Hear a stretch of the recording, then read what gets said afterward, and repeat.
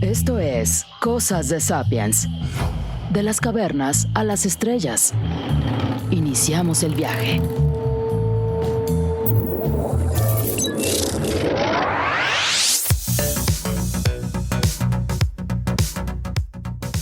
Los Sapiens dedicamos mucho tiempo y atención a tratar de saber el futuro. Desde las primeras tribus que dejaron la sabana africana, pasando por reinas y reyes, faraones y conquistadores de todos los tiempos, los Sapiens siempre hemos buscado un atisbo de lo que nos espera. Nos gusta adivinar qué es lo que va a pasar. Necesitamos constantemente dibujarnos un mañana que reduzca la incertidumbre y aumente la emoción por lo que aún no es, pero pronto llegará. Planear, apostar, conspirar, proyectar, adivinar, son todas manifestaciones del mismo sentido. Queremos saber ya cómo será el futuro. Y no somos tan malos. De hecho, somos los mejores. Solo los Sapiens tenemos planeado por anticipado nuestro año, carrera, proyectos y planes para el retiro. Ningún otro animal ve tan lejos. Pero no todo lo que suponemos sucede como lo pensamos. Muchas visiones apocalípticas y utopías han quedado atrás como versiones de futuros que no sucedieron. Para bien o para mal, el futuro nunca ha sido todo lo que imaginamos.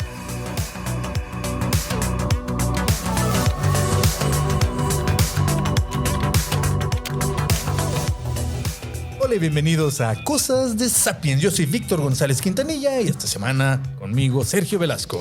Víctor, un saludo, amigos de este podcast Cosas de Sapiens. Pues llegamos ya al capítulo número 12, al episodio 13.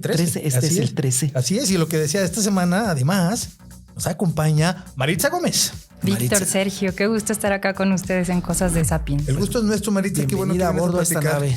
A bordo de la nave de las Cosas de Sapiens. Vamos a platicar de algo. Todavía no la bautizamos. Esta va a ser la Tepatitlán 1. Podemos ponerle a esta nave. Salimos la desde nave el Cabo Tepatitlán, de San José de los Guajolotes, municipio de Tepatitlán. Y bueno, pues estamos despegando. Estamos ya en este 12º viaje.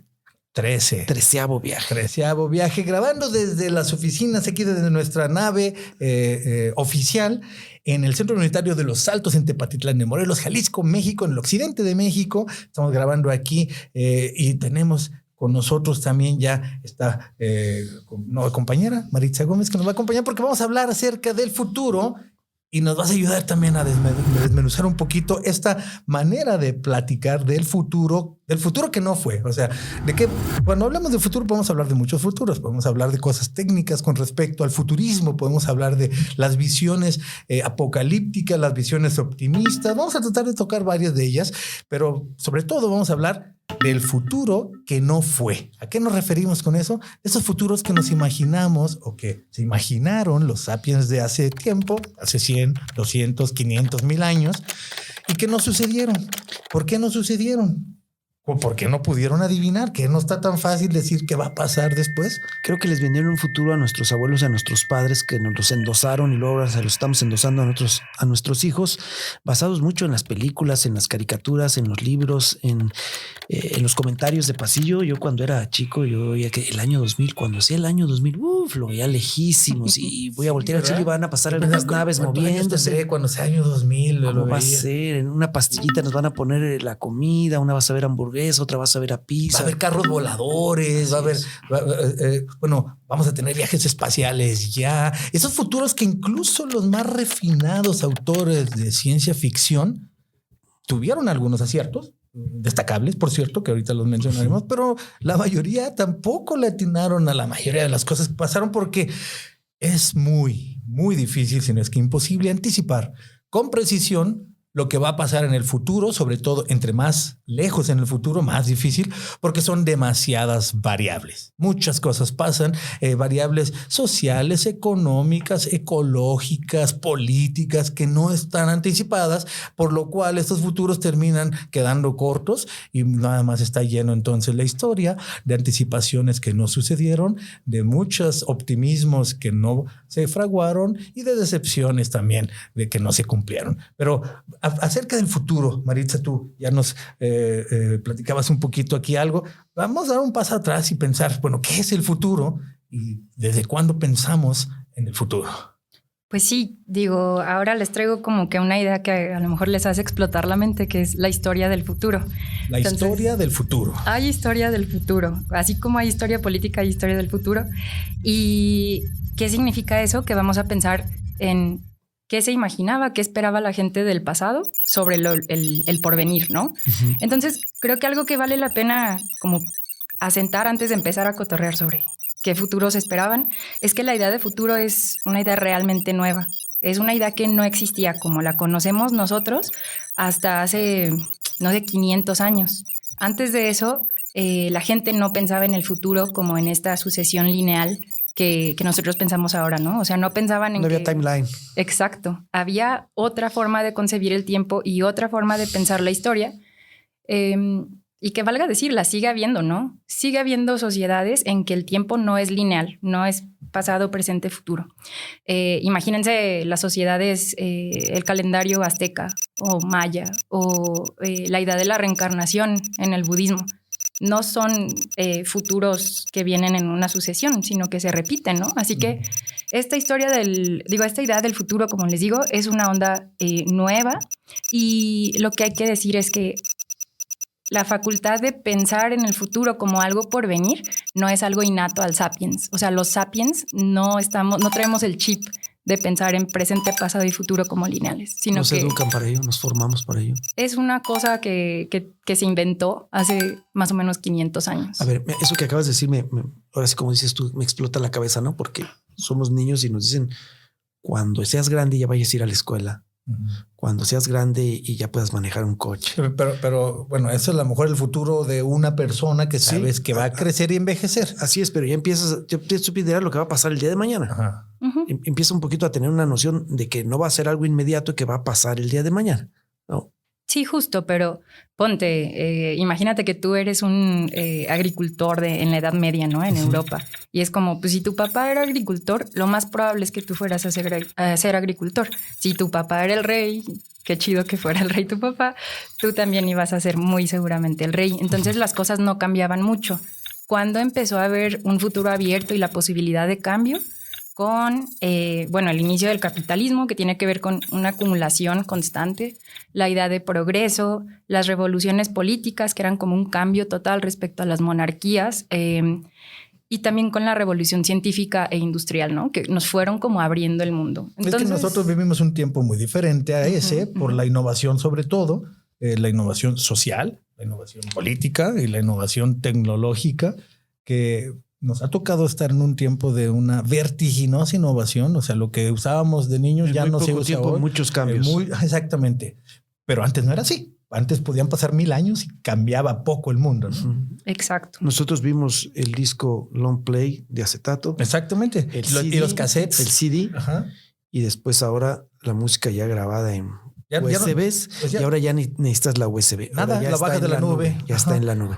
En una sola generación, cuando nuestros padres y nuestros abuelos vivieron con el fonógrafo toda la vida, llegaron y se fueron con el fonógrafo. Sí, o papel y tinta por 1000 años. Así es. La sociedad en su conjunto no cambiaba mucho. La riqueza, los roles sociales eran más o menos los mismos por mucho tiempo. Entonces, no en lo individual, porque no es que pensabas que ibas a ser niño por siempre, sino en lo colectivo no había la idea que tenemos hoy. O sea, antes ni había futuro, o no el tipo de futuro en el que nosotros hoy pensamos. Cambio, diferente, va a haber otras cosas, la sociedad va a ser diferente, va a haber nuevos inventos, vamos a estar más lejos. Ahorita platicaremos algunas de las ideas que tenemos nosotros en lo particular del futuro. Pero antes, entonces, ni había futuro. El futuro es algo nuevo, algo moderno. Yo sé que esa palabra es muy problemática, pero el futuro es moderno. Es algo moderno y también es algo como propio del lugar en donde estamos, del mundo occidental. Porque hay sociedades en otras partes del mundo que ni siquiera su forma, digamos, su lenguaje no tiene tiempo futuro. No se expresan en tiempo futuro. No se expresan en tiempo pretérito, sino que hay un solo tiempo. Entonces, sí tenemos que pensar como que antes de empezar de hablar del futuro, pensar que la idea de futuro es algo que no tiene más de 500 años y que es propio de las sociedades como occidentales hoy en día. Que no creamos que el futuro existe por sí solo, sino que es algo que nos inventamos hace recientemente. Bueno, ya que nos lo inventamos, nos hemos imaginado muchos, nos hemos imaginado diversos. 500 años, modernidad, los tiempos más recientes. También es el tiempo en el que, bueno, el advenimiento de la era industrial, de la ciencia moderna, de la democracia, de la idea de progreso, todo esto que es parte de la descripción de lo que llaman modernidad. También es el tiempo del humanismo, porque antes las obras de arte no eran firmadas, eran más algo anónimo. Es el tiempo en el que la figura del sapiens, sintiéndose la individualidad del sapiens, ha cobrado una relevancia diferente, y también asimismo de la colectividad de los sapiens, de nuestro porvenir, nuestro devenir, lo que queremos y vamos a hacer. En muchos casos muy optimistas y en muchos casos muy pesimistas. Por ejemplo, visiones apocalípticas que afortunadamente no se cumplieron. Bueno, empezaron a haber muchos momentos en los que se creyó que a cómo iban las cosas, el mundo se iba a acabar. Se iba a acabar. Bueno, muchas veces se ha acabado el mundo, ¿no? ¿Se acuerdan que hace poco, pues los más recientes? Los de 2012. El de 2012, que supuestamente eran unas predicciones mayas, ya lo habíamos platicado. No es cierto que haya una profecía maya que decía el 2002, no decía se acaba el mundo, sino simplemente se acababa un ciclo. Se acababa el calendario. O sea, su ciclo llegaba hasta el 2012. ¿Por qué no había uno nuevo el 2013? Pues porque es el que traían, es como el calendario. Es que hasta ahí dio la piedra donde hicieron el calendario, entonces ya no había chance de hacerle otra ruedita para agregarle otro año. Por la misma razón que yo no traigo en la cartera un calendario del 2027. Traigo el de ahorita y cuando se acabe lo desecho y agarro uno nuevo, ¿no? Pero no significaba que creyeran que se fuese exactamente a acabar, pero fue un tema muy exitoso para un libro de ciencia ficción que hablaba de las predicciones y las profecías mayas y bueno, pero además de ese, ¿se acuerdan del año 2000? Del año 2000 que decían que se iba a acabar, pero por algo tecnológico y algo que tenía cierta relevancia, o sea que las computadoras no estaban programadas para continuar más allá de 1999. Y todo el mundo temía por las cuentas bancarias porque estaban íntimamente ligadas a los calendarios. El famoso Y2K. El Y2K. Que pensábamos que se iban a caer los aviones del aire y que no ibas a poder volver a usar tu tarjeta. Todos los que traían una máquina nueva, ¿no? Que tripulara las computadoras estaban programadas. A ver si no se para un marcapasos. Bueno, la tecnología parecía que podía haber fallado y al parecer no hubo gran problema, ¿no? Pero otras visiones apocalípticas, por ejemplo, del siglo XX, que se dieron por esta misma incapacidad de anticipar con precisión algo en el que hay muchas variables, que es el futuro. Por ejemplo, una visión apocalíptica que no se cumplió, afortunadamente, fue la de la bomba poblacional durante 1950. Y ahorita hablaremos de las diferentes décadas, pues, porque fueron diferentes los aspectos que extrapolaron erróneamente los habitantes de ese tiempo. Pero en la década, a la mitad del siglo XX, un economista, demógrafo, sobre todo su especialidad de apellido Eldridge, Paul Eldridge, de la Universidad de Stanford, hizo un libro muy influyente que se llamó La bomba poblacional, The Population Bomb, en el cual estaba extrapolando hacia el futuro lo que estaba sucediendo en el momento. Y ese es uno de los primeros errores que hay que decir. No puedes pensar que lo que está pasando en este momento se va a mantener igualito por siempre. Entonces, en ese momento, el crecimiento de la población era exponencial. Estaba creciendo mucho la población. Le llamaban el baby boom en Estados Unidos. Después de la Segunda Guerra Mundial, hubo muchos que regresaron, bonanza económica, a tener hijos. Entonces dijo, si seguimos así, para el año 2000 vamos a ser tantos que se va a acabar la comida, nos vamos a pelear por agua y no vamos a caber en los continentes. Y esa visión apocalíptica tuvo mucho vuelo. Mucha gente la repitió. Afortunadamente estaba equivocado. Afortunadamente hay mucho continente, mucha superficie donde estar, y fue un problema. Fíjate qué raro, un problema que se solucionó solo. Un problema que o sea, ya no hay los nacimientos que había en el baby boom. Ya no tenemos 5, 6 hijos. Ya no hay familias de 14 hijos. Ya no hay familias de 9 hijos. Ya no hay. Ahora son familias de 1 hijo, 2 hijos o sin hijos. ¿Por qué? Por cosas que no se podían anticipar. Por ejemplo, el empoderamiento de la mujer sobre su vida, su cuerpo, su vida laboral, la inclusión de la mujer en la vida laboral, que hizo que ya no se iba a quedar en su casa a tener hijos y hijos y hijos. Otras cosas como, por ejemplo, los países más desarrollados cada vez tienen una tasa de natalidad más baja. La tasa de natalidad ha ido bajando prácticamente en todos los países desarrollados. Bueno, entonces es algo que extrapolaron la situación del momento y ese es un error. Hay que luego recuperar hacia el final cuando hablemos de nuestras predicciones, cómo pudiera ser el futuro, porque a lo mejor no podemos extrapolar lo que está pasando hoy, porque no estamos seguros que vaya a seguir pasando siempre. Esa fue una visión apocalíptica.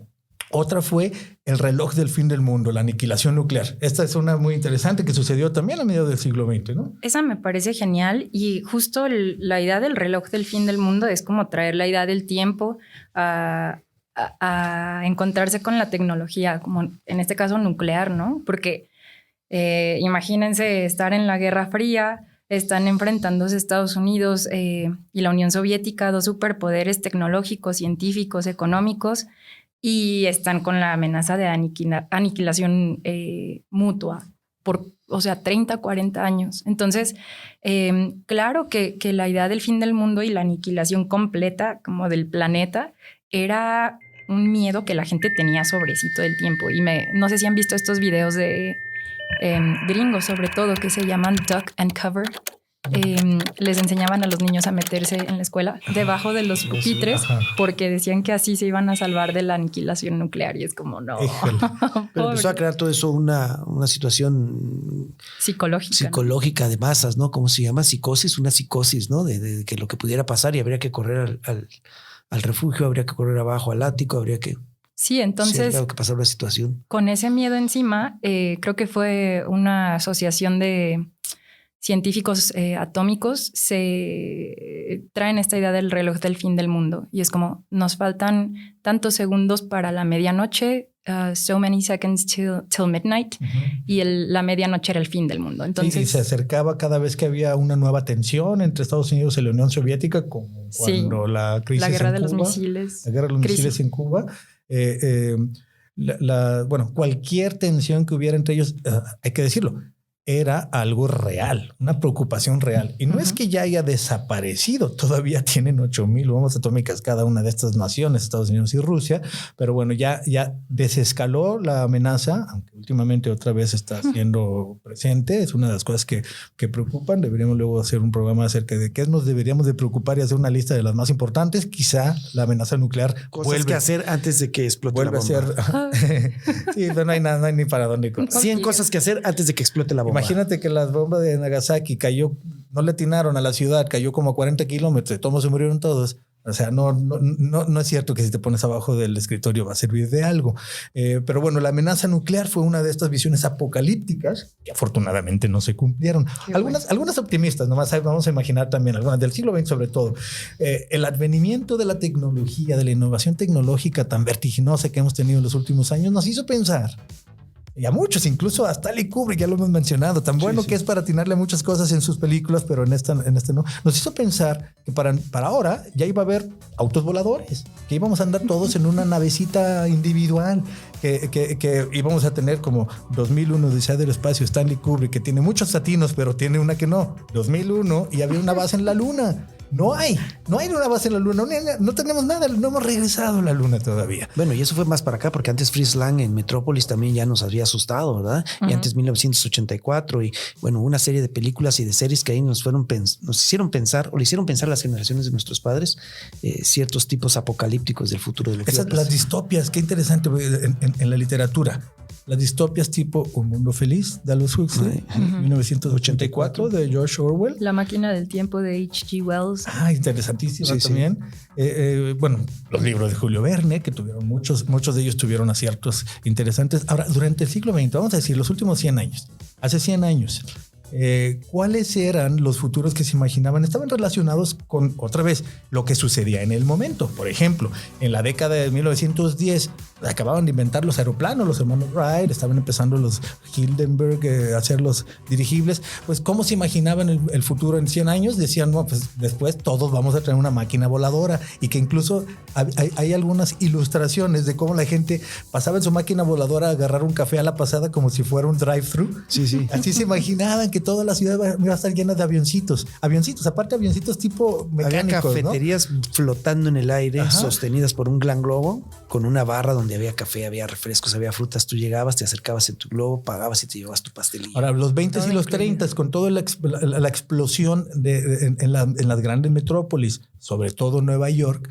que pasó de tener pocos rascacielos a tener cientos, se ve en la estética, por ejemplo, ya mencionaste Metrópolis de Fritz Lang, en donde es una ciudad, una megápolis, y que no es que no existan, hay muchas ahora, pero veían como que así iba a ser el mundo. Y en los 50s, la amenaza nuclear hizo pensar en los dos lados, en el malo, la guerra nuclear, pero también en el positivo, que era la energía nuclear va a estar en todos lados. Vamos a traer energía nuclear en el vehículo, vamos a tener una central nuclear en la casa. Ya descubrimos una manera de darnos energía que va a usarse por todos lados. Y no ha sido así. 70 años después. Imagínate la estufa de la casa funcionando con energía nuclear. En realidad, en términos reales, la energía nuclear no provee ni el 10% de la energía que consumimos los Homo sapiens de la Tierra en este momento. Y eso que hay naciones que, como Francia, usan 70% de la energía nuclear, de su electricidad es nuclear. Pero bueno, no sucedió esas. ¿Qué más? Vehículos autónomos. Pues ya empieza a ver algunos. Sí, pero luego están los que van manejando solos y chocan y la pobre gente ahí queda. Los Tesla, ¿no? Sí. Ahora, es muy probable que sí haya vehículos autónomos más adelante, una vez que ya pasen todas las pruebas necesarias, porque el error humano parece ser que es una de las causas principales de muerte. Digo, en el rango de edad en que estamos nosotros y aquí donde vivimos, la primera causa de muerte es un accidente automovilístico. Así que sigue siendo lógico pensar que un vehículo autónomo pudiera ser más seguro. Vamos a ver si se da o no se da, pero desde los 50 decían que ya tu vehículo te ibas a subir y te iba a llevar. Llévame y que te lleve. En los 60s ya habíamos llegado en los 60s estaba la carrera espacial y ya estábamos por llegar a las primeras misiones a la luna, las primeras caminatas espaciales. Así que las naves empiezan a ser relevantes, empiezan a aparecer en la cultura popular. Las naves, había una arquitectura que le llamaban Googie, que es la arquitectura con la que se ve la estética de los supersónicos, que también andaban en naves y vivían casi en las nubes, ¿se acuerdan? Ese es otro futuro que no sucedió, el de los supersónicos. ¿Qué más tenían los supersónicos? No, bueno, los supersónicos, una cosa que yo me quedé esperando y fui muchas veces a Liverpool a buscarla y no la encontré fue Robotina. Robotina que barría abajo de la cama, que te tendía la cama, y la otra, la cocina, porque tú le picabas ahí una pantallita. Uy, esa quisiera. 9, 12 opciones, ya te decía hamburguesa, pizza, tacos ensalada, pasta, y bajaba una pildorita con 3 al pastor. ¿Dónde está Robotina? ¿Dónde está el que cocina? El perro. Ya hay una, ¿no? La rumba esa que medio barre, medio trapea, ya sirve de algo. Pero se queda corta de robot. El perro también, el niño Astro tenía un perro que no recuerdo cómo se llamaba el perro, pero bueno, una cosa que sí pasó de los supersónicos y que lo hacen en su anuncio de la caricatura es las videollamadas. Ah, sí. Las videollamadas, claro. ¿no? Sí. A mí me tocó en Guadalajara estar en un mercado muy popular que es el mercado San Juan de Dios. Llegaron unos amigos extranjeros y vamos a comer a San Juan de Dios. Llegamos al restaurante donde yo los quería llevar porque vendían carne asada, carne en su jugo, tortas ahogadas. Estaba llenísimo y dije, híjole, ya los hice caminar toda la Plaza Tapatía. Entonces le digo, ¿tienes lugar? Y me dice la chica, ¿para cuántos? Digo, pues somos 5. Entonces la chica se voltea y te tenía pegado en la pared. Yo no estoy hablando, eso fue en 91, 92. Te estás echando de cabeza con tu edad. Así es. Y le pica y se voltea y tenía una pantalla pegada así en la pared. Le pica el botoncito y aparece otra mujer y yo me quedé así. Dice, María, ¿tienes lugar allá para 5? Sí, mándamelos. Y ya le cuelga, pero ellas se comunicaron en un restaurante, en una zona de comederos de un mercado popular. Entonces la chica nos dijo, se va por este pasillo, baja a tal lado y ahí está. Y ya fuimos para allá. Pero sí me dejó con el ojo cuadrado. Estoy hablando, digo, ahorita ya es muy común, ¿no? Es muy, muy común que en todos lados hay. Bueno, ya lo podemos hacer a través del WhatsApp, vernos en video, pero bueno, no. Son cosas que yo vi la primera vez que lo vi fue en los supersónicos. Ajá. Y que sí se dio. Y de hecho también en Stanley Kubrick, 2001 Odisea del Espacio, también aparece alguna llamada tipo Skype, tipo Zoom. Sí, sí. El advenimiento de la era digital dio también muchas ideas del futuro. Algunas de ellas no podemos descartar que sucedan, pero todavía no han sucedido como se imaginaban. Por ejemplo, el uso del ciberespacio y la realidad virtual inmersiva como algo común, de uso común para todos. Eso todavía no pasa. Es una promesa que no se ha dado. A mí me gustaría mucho esto de los lentes de realidad virtual en el que puedes ir a lugares, videojuegos, experiencias. Todavía no ha agarrado y cada año dicen este año va a ser el año de la realidad virtual desde el año 2000. Es una cosa que no se ha dado por otras condiciones del mercado, del hecho de que son muy grandes, brumosos, que no los puedes prestar, que son caros, que la actualización, etcétera, ¿no? Esa es otra de las cosas que no hemos visto que se den. Pero que tenemos el ejemplo ahí del celular, que los primeros fueron unos ladrillos tamaño pesaba kilo y sí, medio el me acuerdo. teléfono, ¿no? Te lo tenías que colgar. Sacabas la antena. Sacarle la antena y todo eso. Y ahora, bueno, en el equipito ese, había un maestro, el maestro Sotoladevic de aquí de la Universidad de Guadalajara, que en una rueda de prensa que llegamos todos los medios de comunicación con nuestro camarógrafo nos dijo: un día yo voy a poner eso aquí. Y apuntó a la cámara de video y apuntó al teléfono celular, que en ese momento era muy grande. ¿Y cómo, perdón? Sí, un día vamos a ponerle una cámara de video a esos teléfonos. Dijimos, pues sí, ya nos fuimos todos como, ¿qué onda? ¿Qué le pasa a este señor? ¿No? Y ya nos fuimos y ve ahora lo que está sucediendo. Ahora, hay que decirlo, muchas de estas ideas que se dan en la cultura popular, en la literatura, en las películas, el cine, hasta la televisión, los videojuegos, alimentan también a los planes de negocios de quienes crean tecnología, porque ven, la gente quisiera esto, vamos buscando la manera de, por ejemplo, juntar la cámara con el teléfono o hacer que eso que quieres hacer se pueda consolidar todo en un producto. Alimentan hemos visto que SpaceX, la nave Starship de SpaceX, que será la próxima nave que alunice con tripulantes, se espera que para 2026, 25-26, SpaceX hizo una nave con estética de los 50-60, esa retrofuturista de la que hablábamos hace un momento, de los Jetsons, supersónicos de Jetsons.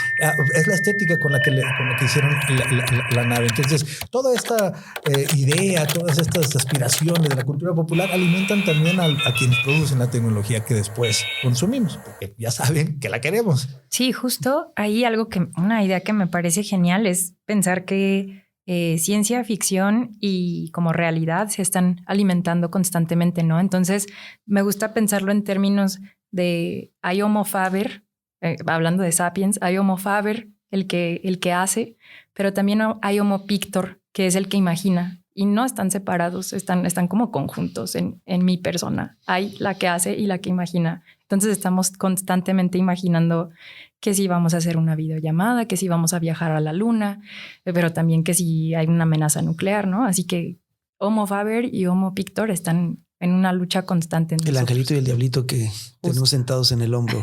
Bueno, yo nada más tengo un angelito. El diablito no está. Ahora, siempre vamos a equivocarnos en el futuro, a veces latinamos, pero ¿qué cosas hay que nos pueden ayudar como que así anticipar con un poco más de precisión? Existen algunas, existen incluso futurólogos, personas que pueden anticipar con cierto grado de precisión, por ejemplo, tendencias del mercado, tendencias de la innovación tecnológica. Existe, no sé si les es familiar esto de la constante de Moore.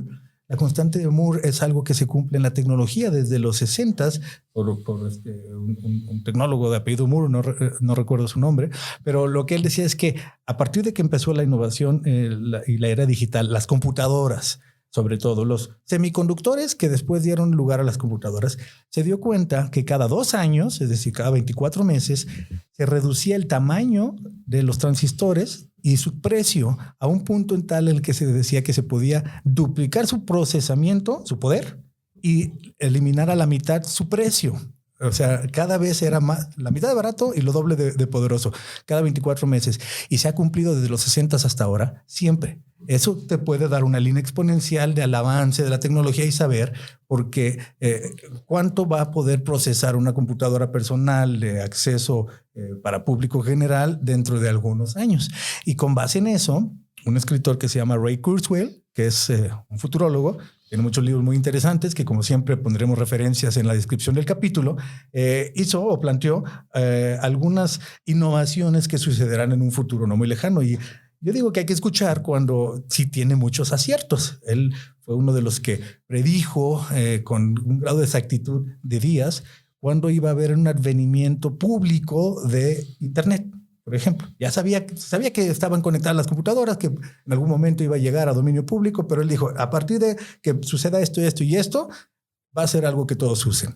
Entonces, algunas predicciones de Ray Kurzweil, con base en la constante de Moore, en la innovación, en la accesibilidad de la tecnología, nos hablan de que algo que sí deberíamos de ver que puede ser algo que cambie la sociedad por completo en los próximos años, es el advenimiento de la inteligencia artificial y sus aplicaciones. Ya estamos viendo en estas semanas, es uno de los temas del momento, el nuevos lenguajes de programación e inteligencia artificial, que ese va a ser una de las cosas más importantes. ¿Cuál otra?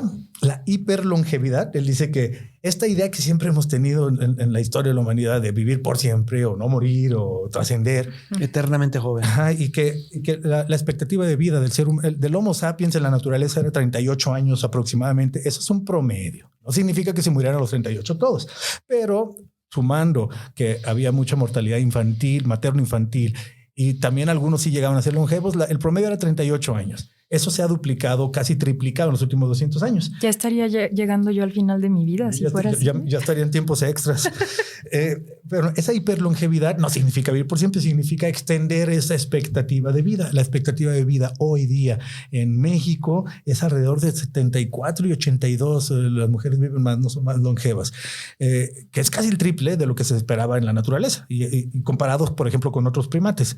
Él dice que, Ray Kurzweil anuncia que dada la innovación en la tecnología y en la medicina, podríamos esperar que los primeros humanos que a los 100 años estén saludables y puedan correr un maratón, ya están vivos hoy. Esas son algunas de las predicciones propias de Ray Kurzweil, pero hagamos ya así como para ya cerrar el tema, algunas predicciones nuestras. ¿Te parece, Sergio? A mí me gusta imaginar un poco hacia el futuro y ya sabes que uno de mis temas favoritos, y te darás cuenta, Maritza, ahora que ya nos estarás acompañando, uno de mis temas favoritos es la exploración espacial, porque yo creo que nuestra especie sí saldrá de su caparazón, que es nuestro planeta donde nacimos, y que tendremos, por ejemplo, bueno, estas primeras exploraciones a la Luna, pero que en las próximas 2 a 3 décadas sí llegaremos a tener por lo menos estaciones científicas permanentes habitadas en la Luna y en Marte. Yo creo que no es muy disparatado pensarlo. La tecnología existe, hay muchas cosas que arreglar, pero lo más seguro es que podamos ver alguna de estas. Otras, por ejemplo, medicina personalizada. Hoy día la medicina se hace para todos y no a todos les funciona igual de bien, pero ya se va a poder personalizar a partir de tu genoma. Esas son algunas de las cosas que creemos, que veo que muchas personas creen que va a suceder. ¿Alguna predicción para el futuro? Pues yo creo que voy a acercarme un poquito a los terrenos de Mad Max o a aquella película de Charlton Heston de Cuando el destino nos alcance. Creo que sí vamos a terminar dándonos un tiro por el agua el día de mañana. Creo que sí va a haber, de hecho han empezado ya, ¿no? 2 estados, 3 o 4 provincias o estados que se pelean por un vaso lacustre, por un lago, por una laguna, porque esa agua le pertenece a nuestro estado, aún dentro del mismo país, a nuestra provincia. Y bueno, esto puede escalar ya a niveles nacionales y después a niveles. Creo que va a haber un momento en que el agua nos va a generar una crisis más allá diplomática, de enfrentamiento, de disputa por, ¿no? Los ríos que están simplemente entre Estados Unidos y México nacen en un país y acaban en el otro. Tarde o temprano alguien va a cerrar la llavecita y vamos a empezar por ahí a calentarnos y a quizá generar algún problema social fuerte.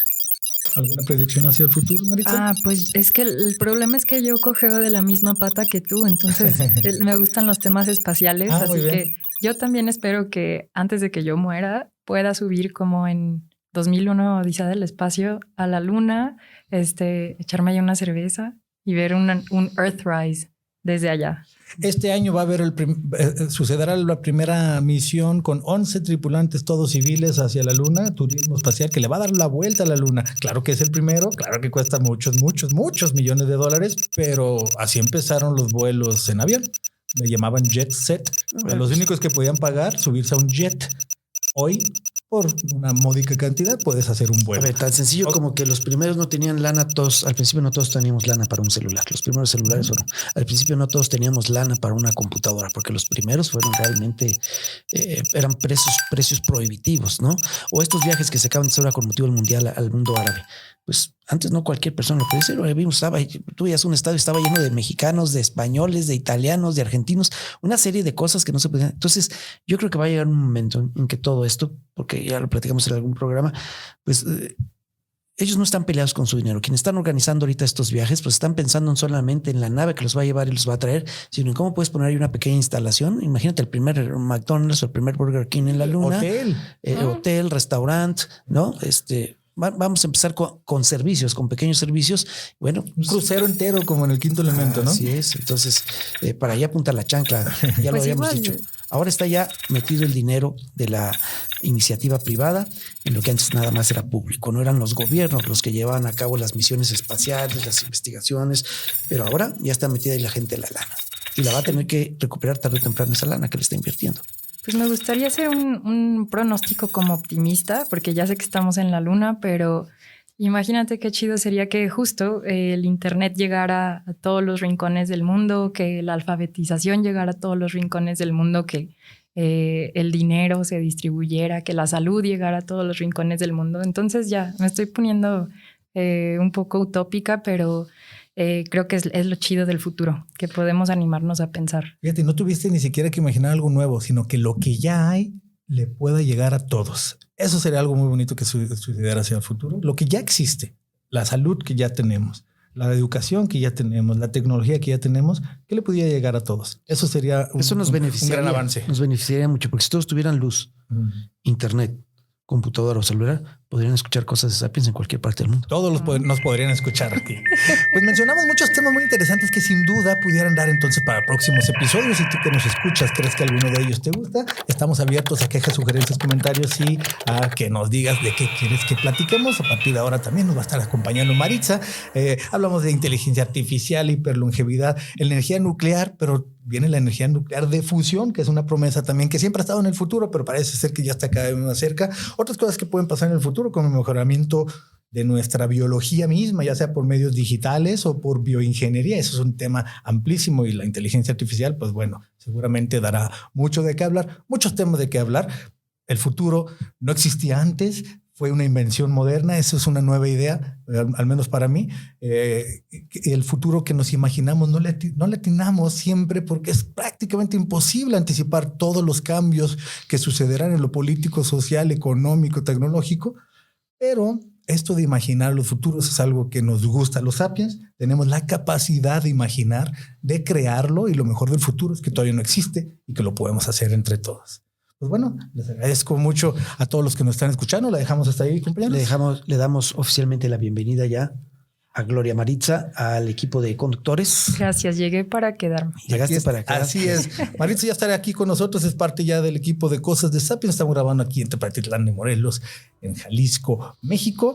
Y pues bueno, gracias por escucharnos. Si nos escucha a través de una de las plataformas, de las muchas plataformas de podcast donde estamos presentes, acuérdate que en todas las redes sociales más usadas aparecemos como Cosas de Sapiens. Ponte en contacto con nosotros por ahí. También estamos en YouTube, si nos quieres ver, la grabación está también aquí presente. Y si te gusta lo que hacemos, suscríbete y comparte, y si no, bienvenido el debate.